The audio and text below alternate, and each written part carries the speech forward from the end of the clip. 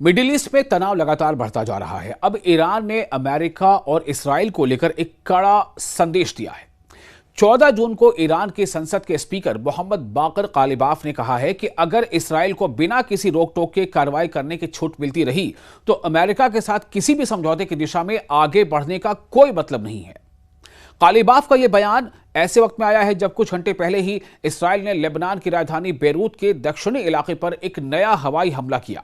उन्होंने कहा कि बेरूत पर हुए इस हमले ने एक बार फिर दिखा दिया है कि या तो अमेरिका अपने वादों को पूरा करने की इच्छा नहीं रखता या फिर उसके पास ऐसा करने की सलाहियत नहीं है, क्षमता नहीं है। ईरानी संसद के स्पीकर ने अमेरिका पर गुड कॉप बैड कॉप की राजनीति करने का इल्जाम लगाया। उनका कहना था कि एक तरफ बातचीत की जाती है, यानी बातचीत की बात की जाती है, जबकि दूसरी तरफ इसराइल को खुली छूट दी जाती है। उधर ईरानी सेना के वरिष्ठ अधिकारी ब्रिगेडियर जनरल मोहम्मद जाफर असदी ने वार्निंग दी है कि बेरूत क्या है, लेबनान की राजधानी, उन्होंने वार्निंग दी है कि बेरूत पर हुए इस हमले का जवाब जरूर दिया जाएगा।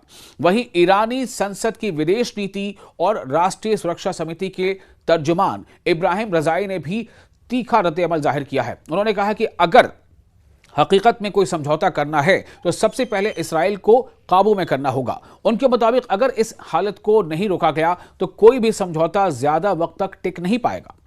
रविवार दोपहर हुए इस हमले में बेरूत के घोबेरी इलाके की एक इमारत को निशाना बनाया गया है और इसराइली सेना का दावा है कि उसने हिजबुल्लाह के एक कमांड सेंटर पर हमला किया। इसराइल के मुताबिक इस मरकज का इस्तेमाल उसके नागरिकों के खिलाफ हमलों की योजना बनाने के लिए किया जा रहा था। यह इसराइल का दावा है। इसराइल ने इस कार्रवाई को एक सटीक सैन्य हमला बताया है। इस बीच एक और अहम जानकारी सामने आई है। रिपोर्ट्स के मुताबिक पाकिस्तान, अमेरिका और ईरान के बीच एक मुमकिना समझौते के लिए मीडिएशन कर रहा है। बताया जा रहा है कि ईरान की प्रमुख शर्तों में लेबनान में पूरी तरह से सीज फायर और रीजन में यानी खित्ते में इसराइली सैन्य अभियानों तथा उसे हमलों को रोकना शामिल है। गौरतलब है कि इसी महीने बेरूत पर हुए एक पिछले इसराइली हमले के बाद ईरान ने एक इसराइली एयरबेस पर बैलिस्टिक मिसाइल हमला किया था। तब ईरान ने यह वार्निंग दी थी कि अगर बेरूत पर दोबारा हमला हुआ तो उसका जवाब और भी सख्त हो सकता है।